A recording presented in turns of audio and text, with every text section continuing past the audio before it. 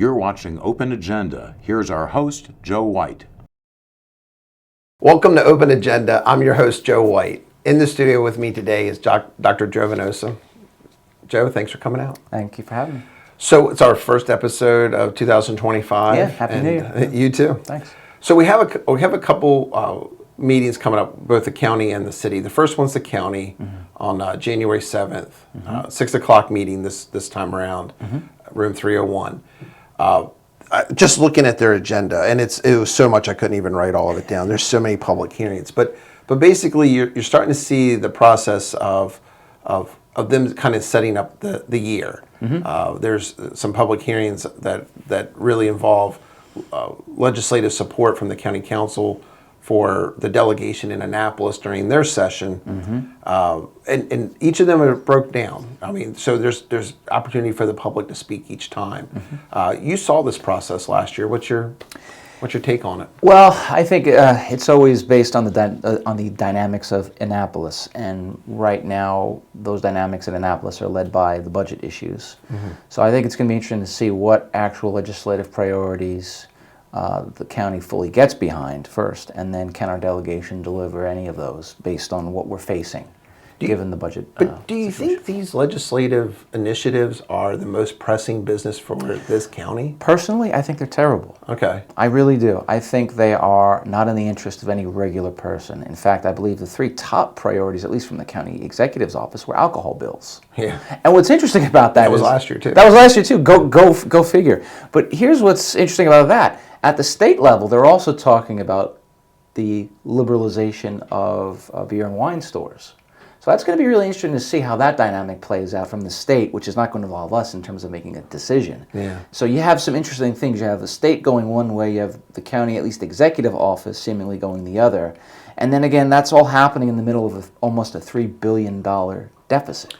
So I think the scariest part for me is that there's a lot of unknowns. I mean, I think in life you're always trying to have as much control as possible, limit the unknown factors. We have a lot, and let's discuss those for a second. Sure. One, we don't know just what our own state is going to have to overcome to overcome a $3 billion budget deficit that I think is projected at $6 billion in 2 more years, right? Yeah, depending on how you factor it. So that's bad, but it could be worse. Sure.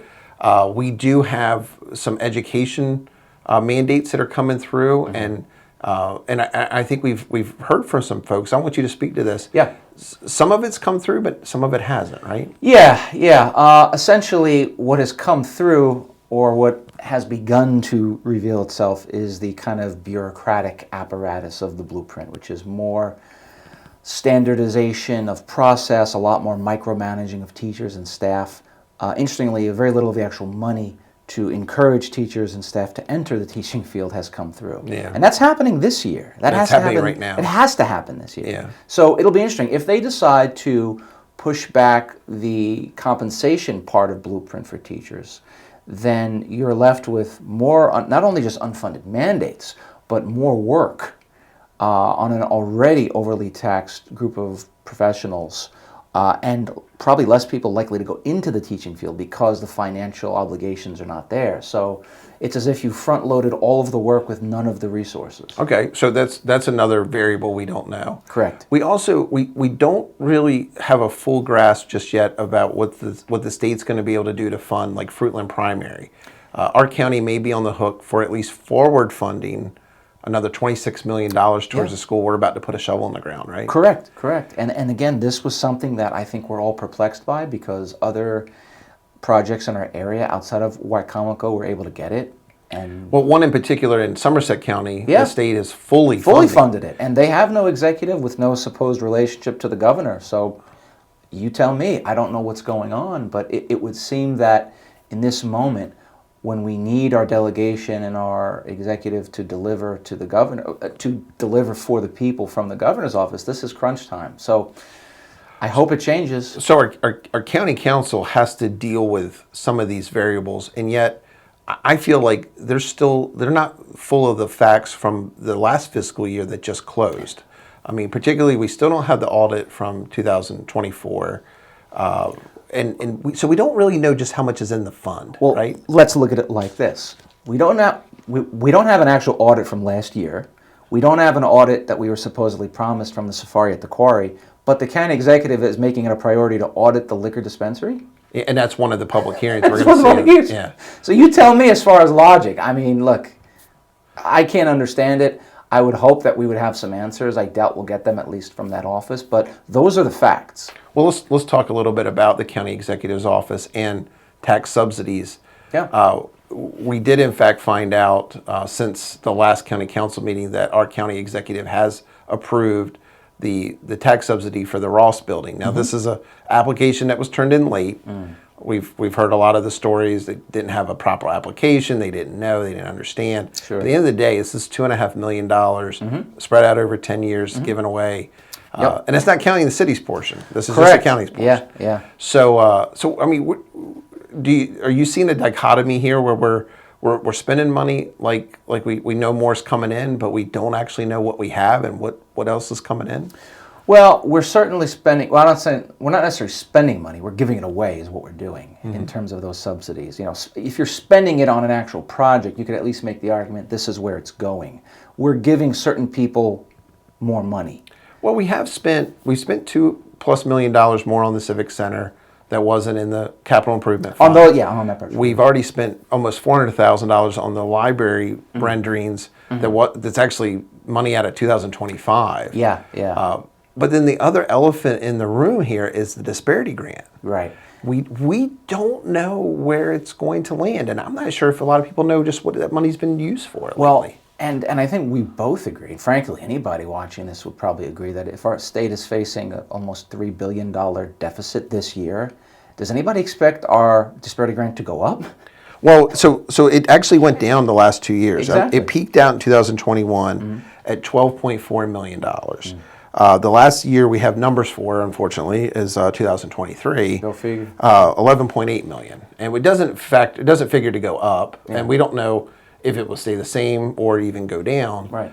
But we're trying to piece together because the budget process for the next fiscal year, which starts July 1st of 2025, is starting in the next couple months. So this ball gets rolling. It seems like you have lots of time, but it goes really fast. We go from the abstract to reality very quickly. Yeah. And we could be standing here 100 days. I mean, we got 100 days between now and the end of the legislative session. And one of the nice things, like we're going to have Councilman Joe Holloway in the studio as today's guest, and I'm going to get a chance to ask him just where he sees the current state of the county, especially on a fiscal side, and what are the possibilities we could go to? Because if we don't get our house in order locally or even at the state level, trying to predict what's going to happen to the variables at the federal level won't even really matter. It'll be a layered cake of problems, perhaps. But you're right, we don't know yet.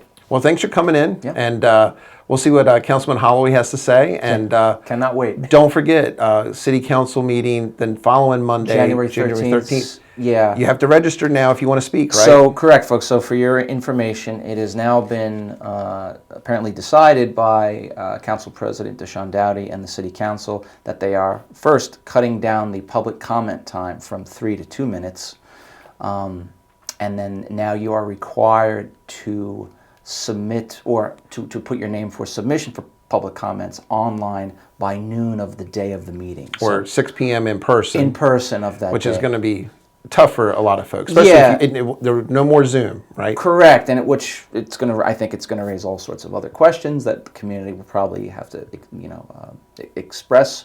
However, if you're going to go to the January 13th meeting, which will be a very big meeting because it'll be the first vote on the density change, the second, it will be at 6 p.m. So if you want to make in-person public comments for the January 13th meeting, you'll have to submit by noon of that day to the to the City Council. Well, thanks for coming in. Thanks for explaining that. Yeah. Stay with us. We're going to have Councilman Joe Holloway in the studio, and we're going to get to ask him some of the same budget questions that we're raising here now. Stay with us. We'll be right back. Welcome to Open Agenda. I'm your host, Joe White. In the studio with me is Councilman Holloway from the 5th District, Wycomico County. So I want to talk about what we can anticipate in 2025 and we're really not that far from the 2026 fiscal budget. Those hearings are going to be coming up in April and May. But we're also going to need to discuss a little bit about how we left off 2024 and how that's going to impact the 2025 year for the county, right? Correct. So let's talk about the budget process, because I think one of the hardest things to kind of put your mind around is, okay, we just turned the page to the calendar 2025, and yet the fiscal year for the county for 2026 is going to start July 1st. And that means all the budget meetings, the hearings are actually for 2026 are right around the corner, Correct. right? Yeah. And at the same time, we're dealing with a state, the state of Maryland, that has a 2.75 billion or more. We're not sure if we're going to go over. They're saying around 3. Yeah. Budget shortfall. Budget shortfall. Yeah. And generally those have to do with tax increases, but also the dreaded unfunded mandates coming down to the county. Fee increases, tax increases, Yeah. unfunded mandates, yes. So we saw that in 2008, really the last Yeah. time we ran into this with Governor O'Malley. All of a sudden, the county is responsible for half of the teachers' pensions, right? Correct. And we lost our roads money for the county roads. Yeah. I think it was like $7 million they took away from us at one time. Well, let's talk about where we're at in the upcoming budget process, and then we'll talk about exactly what would happen in 2024. Right now, you're on the next agenda for the first meeting in January. You actually have a public hearing about approving the capital improvement plan, the CIP. And what's your thoughts? Are you all apt to delay that? I have a different view on that. I think we need to put that off and only vote on that. Now we can have all the hearings we want, Absolutely. when we do the operating budget. That was suggested by a citizen, and we've done that in the past. I think since I've been on the council, we've done it 3 times. CIP is just a planning document, and it stretches out 3 or 4 years, 5 years, whatever. But what happens if we approve that before we approve the operating budget, this 1 year, it kind of says, okay, you've agreed to do that. Yeah. So it's not, you can't go, you say, well, you can't go back on this because you've already agreed to do it. Well, you can go back on it, but people look at it in a different lens, saying, oh, you agreed to it before, so let's go with it. So we had a gentleman come up to the podium and suggest that we do that again to put it off until we do the general operating budget, which I think we should do. Well, there are some questions other than the state's fiscal issues that could trickle down into the county, but there are still some unknown questions. Like take Fruitland Primary funding, the new school. The county last year bonded part of the project, also set aside some of the reserve funds to pay for part of the project, but with the understanding that the state of Maryland was going to pay for their part on time. You all have since found out that that's actually not going to be the case. Yeah, that's an interesting thing to happen. I don't think we've ever seen that after the state said they would do something like that they backed up, closed the door on that, while the county to the south of us, they funded them for a school At 100%, right? Yeah, And that was at yeah, Chrisfield. Yeah, and that's interesting that happened. That just shows you that what's going to happen to all the other money that the state, has earmarked probably to come to Wicomico County. We've got a lot of other issues that it could affect. So, Do you think this is the Democratic governor at Annapolis playing politics with a county that maybe had supported his opponent? I mean, our county executive has been on record as being a fan of Dan Cox. Is that what we're seeing here? well, I don't know so, because our county executive claims she has the ear of the governor. I don't know. You have to ask the governor. Well, what do you tell the parents and the students and the teachers at Fruitland Primary? Are we going to build this school? I think it's going to get built, and then it's going to be a struggle in the future to try to get it paid for. Well, okay, so, and I think we're looking at the state's fund, or part of this is $26 million. Is that Yes, accurate? right. Yeah, 26, 27, something like that. Yeah. So they're asking the county to forward fund this. More fun, and then I think the statement was they'll pay us back when they can, or something like that. Yeah. Yeah. Is that with inflation? Or is Yeah, that, I don't know. I Yeah. don't know. Yeah. They'll pay us in $2,046. Yeah. So we don't really know where the dollars are going to come out of the bank for Fruitland Primary. We're fairly certain it's going to be built. You know, we're probably going to have to bond it. Okay. Yeah. Which is going to cost us not just the $26 million, but interest on the Interest 26. on that. Yeah. Yeah. So I mean, obviously, that's one of the reasons why you're suggesting that we wait and try to make sure that any other capital improvements are only paid for when we know we have the money. We've been unfortunately, the county's been very aggressive in a lot of other things they want to do. Well, I want to talk about a couple of those projects. Yeah. One, let's talk about the Civic Center. Just a couple months ago, the county council agreed to give an additional $2 million in capital improvement money for the Civic Center renovation. So they started out in the $6.6 million range, and now we're about $9 million. Yeah. That's correct. So that money wasn't in the CIP for 2025, right? And you know, we haven't stuck a shovel in the ground yet. So if you're talking about that kind of an increase without, and by the way, I didn't vote for that. Oh, yeah. Increase that. Actually, you had a couple dissenting votes. Yeah, yeah. Well, it was like 4-3 or something like that. Absolutely. 4-2. Pretty aggressive spending of our taxpayers' dollars that we don't know where we're going to be in the next few months, or this coming year. So another open-ended expense is the airport. Now, we had the airport runway extension, and that has been fully funded. That's a process. I mean, you were on the county council 10 years ago when you started this. Right. This is correct. This is not our current county executive or even the one preceding her. This is going back 10 years, right? Correct. But there has been a grant. Now, this was brought to the county council this past fall, very last minute. Is it a grant that the county put $50,000 in, and so did Worcester County put another $30,000. The Greater Salisbury Committee committed $10,000. Now this isn't for the airport runway extension. This is for this airline. For this the new airline. Yeah. But To entice them to come in. But Wicomico County is the only one on the hook for making sure that this airline is profitable for 2 years, right? Yeah, that was, that's kind of like a little bit of an open checkbook to guarantee their profitability. But the county also took on a couple other liabilities in 2024. You purchased the Verizon building. Correct. And also the new building for the state's attorney's office. Correct, yeah. So how is those expenses going to work either in the capital improvement fund or the operating budget moving forward? Well, it was an interesting. The Verizon building was purchased because we have, of all things, flooding problems at the health department building on Main Street, which was the old Penny's building. They've been trying to get out of that building for a number of years. Now, from what I saw about the purchase of the Verizon building, I was fine with that. That can be a multi-purpose building.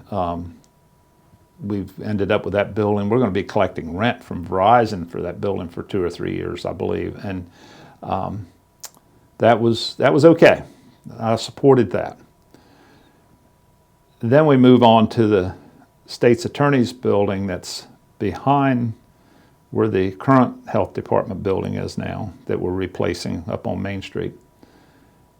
And I didn't vote for that. And that's because that was in a flood zone. And I think there was two council members voted against it, and I voted against it. And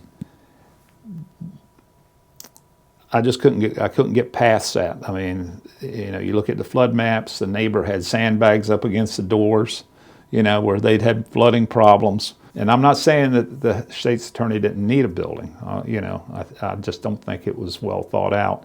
The budget process that we're about to go through, I mean, it's going to have to take into account at least some level of remodeling of these buildings? Yeah, okay. That's correct, yeah.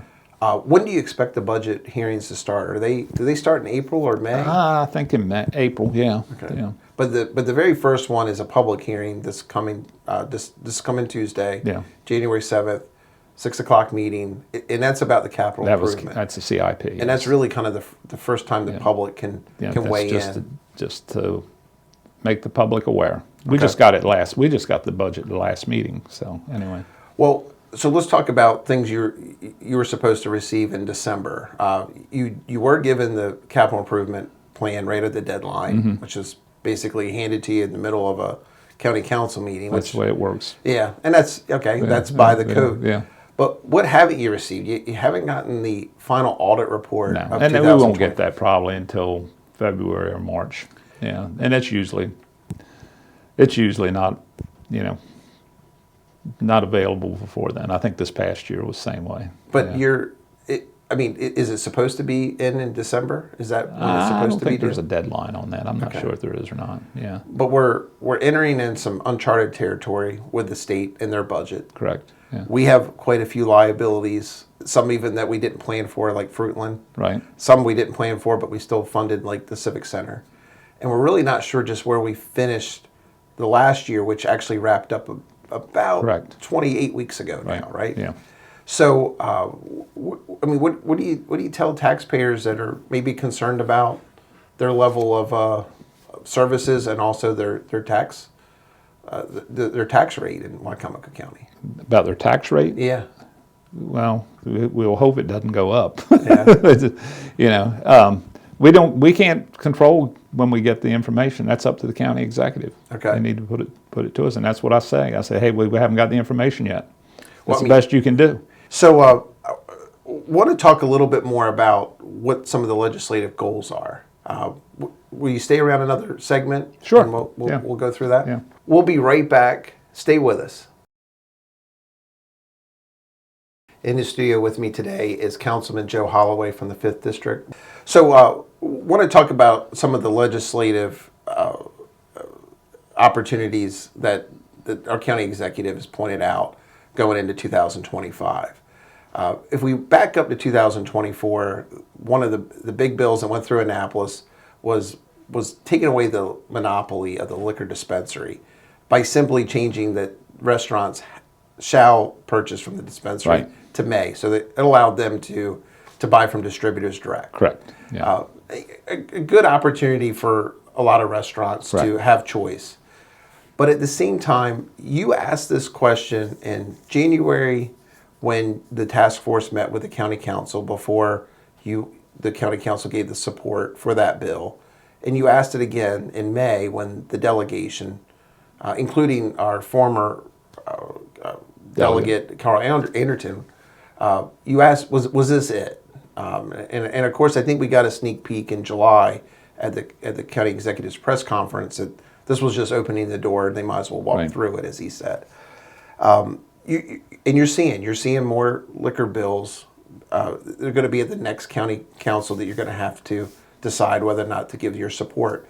Some of these are more towards the lines of actually, it seems to be eliminating the dispensary. Do you get that same sense? The county executive said she doesn't want to eliminate this dispensary, but if you open the door for any store in the county that liquor board sees fit to sell liquor, it'll put them out of business, and we're going to give up anywhere between $700 and $1 million worth of revenue a year if that happens. I supported, for the business to be able to buy directly from the distributors, and I explained to them why. I thought that was a fair move, but I don't support that. If you're talking about the issues we're having with Annapolis, they're talking about this $3 billion shortfall. Are we willing to give up at this point in time, anywhere between $700,000 and $800,000, whatever the liquor dispensaries give us? Okay, are we willing to give that up at this point in time? I don't think that's a wise move. Well, you asked the question to the county executive at the last meeting. How would we replace the revenue? Mm-hmm. Did you get a satisfactory No, answer? I didn't get a satisfactory answer. I mean, I don't know of anybody out there that's going to write us a check Yeah. for that amount of money and just say, here. you know. Well, speaking of responses, and this kind of goes back to question A, and you know, question A didn't pass by a vote of 54 to 46, but you brought up the liquor bills at that time as well, and I think the county executive and the director of administration, Bunky Loughlin, they took you to task a little bit about that, right? Yeah, they were a little unkind in her executive update. But if she's picking on me, she's leaving other people alone. Yeah. So I look at it like that. They said some things that were a little unkind.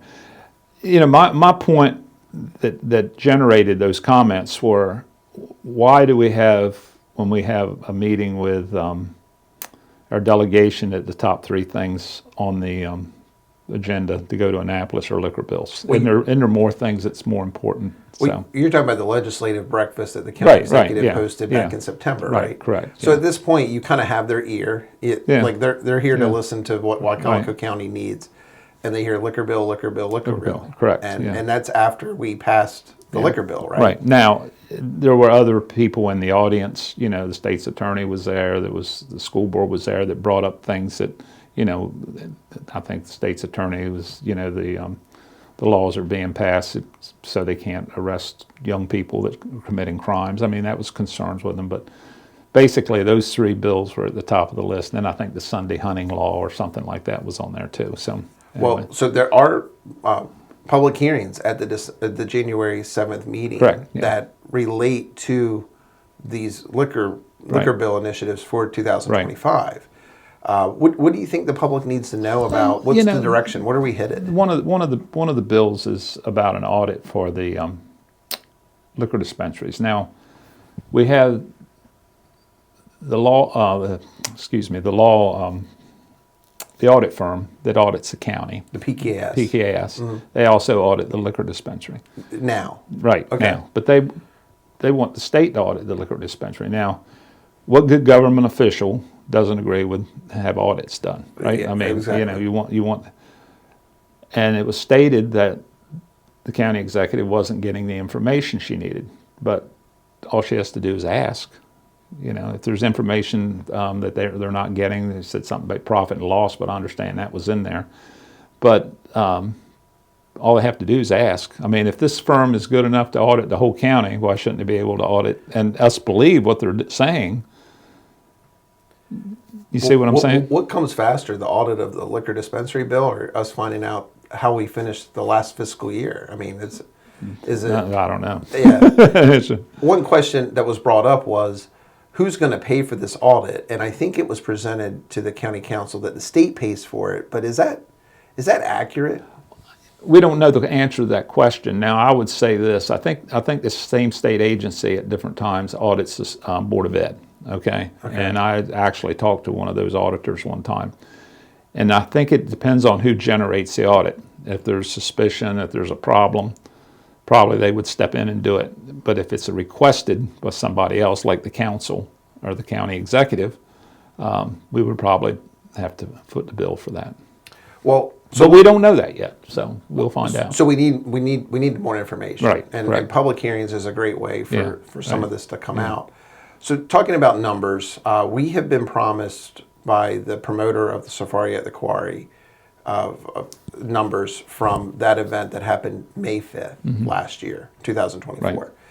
Right. The public still has not seen them. I don't know if the county has, seen anything, but when do you expect that we will get some closure, some final results from that event and the expenses from the county? What I've seen and heard is there was actually a loss.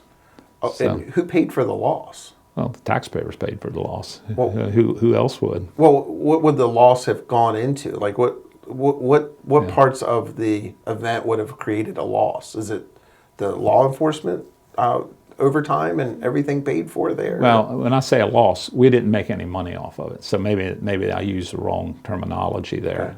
We didn't make any money off of it. So we don't know if it cost us any money or not. I probably misspoke there, but.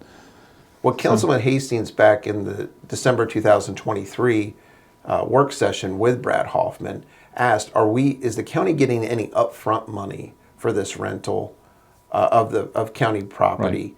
And the answer was no. It was just a portion of whatever profits. right. And you're saying that there was no profit. No so- profit, no. But we still had expenses, right? I would say we did. I mean, there were. But I don't know what they are. Sheriff Lewis said there was extra Yeah, manpower out there. There was extra manpower, Okay. Yeah. Equipment possibly from correct? other departments. So when do you expect that we would find out? I don't know if we ever will. Okay. Yeah.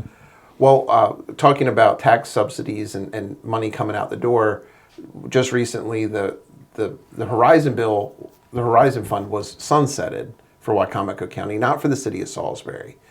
But before that sunset came up, the owners of the Ross, Mentis Capital, came back to the county. Now, it was 6 months late, but they said, they had a whole story about that they didn't get their application in because they didn't know, or they didn't see an application online.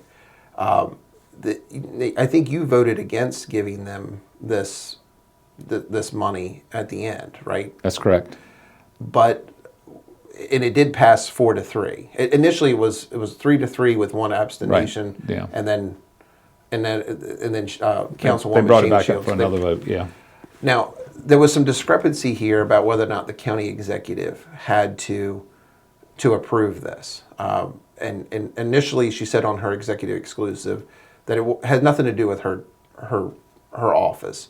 And then at the early December meeting, her attorney, Paul Wilbur, the county attorney, and then the council's attorney, Mr. Benson, they were both asked, and what was their response for what? Well, she had to sign off on it for them to get, the Horizon took place 3 years ago, 4 years ago, the program itself. I voted against it then. Okay. So it comes back with the Ross building. They were late in making their application. It's about a $2.5 million loss to the county. Now, the interesting thing I've heard is, well, if they hadn't have built that, we would have not gotten any money, or a very small amount of money, from the property that was there. So now we are going to get some money, but we're going to miss out on $2.5 million. Yeah. Well, you could say that about anything in Wicomico County. Same with my piece of property I built a house on. Right? Yeah, right. I think that's a misstatement there. I'm not going to dwell on that too much. I voted against it. This project was advertising on the internet for a 15% return on any investor that invested $50,000 or more. Okay. Now, I asked their attorney that day about that, and she says they have to have this tax break to succeed. So, is that to make sure those investors get their 15%? Yeah. That's. Or do they finish in the black at all? Yeah, You don't really know. End up like the safari at the quarry, with no money. But at the end of the day, did the county executive have to sign off on it? Yeah, she did, And she did. I was present at the second meeting in December. You asked the county executive directly whether or not she signed off on it. What was her response to your I don't question? recall just exactly what her response was then, but she has signed off on it. But in fact, she had signed off on it before that. I'm meeting, not right? sure when she signed off on it, Yeah, but it was in early December. Yeah, I mean, I've yeah. seen the email approving it. Yeah. So I think one of the questions like we need to be able to ask is where is our revenue going to come from if we're going to basically slowly kill the dispensary, if we're going to spend money in capital improvements that aren't on the CIP, and we're going to go into a budget season where we have no idea where the state of Maryland is going to finish. What can the taxpayers of Wicomico County really come to expect? Well, I think we're probably going to see another push to do something with the revenue cap. Okay. Unfortunately, it's been tossed around. This past budget, it was tried to override the revenue cap for the education, which was allowed by Annapolis. Okay. Through legislative measures, right? Yeah, through legislative matter. The executive wanted to override the revenue cap, and what people need to realize is their taxes are going up anyway because of assessments. In fact, there was an article in the Baltimore Sun yesterday or the day before where there's going to be, I think they were saying on an average 20% increase or something like that. And our revenue cap keeps the rate down. So Okay. you're going to get tax increase anyway if assessments go up. So the rate stays down, so you won't get as much of a tax increase. That's to be seen. Whatever happens there. Now, unfortunately, from what I'm seeing, I heard one of our delegates, Delegate Beecham, at the CIP meeting made some statements derogatory toward the revenue cap, and I'm worried that they're going to take some kind of action in Annapolis, that they would,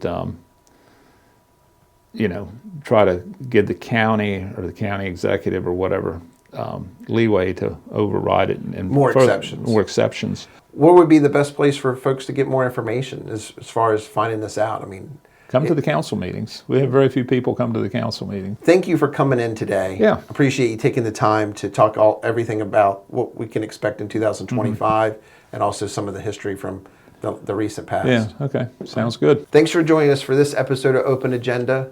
We'll see you next week with another new episode. I know what I'm doing, man.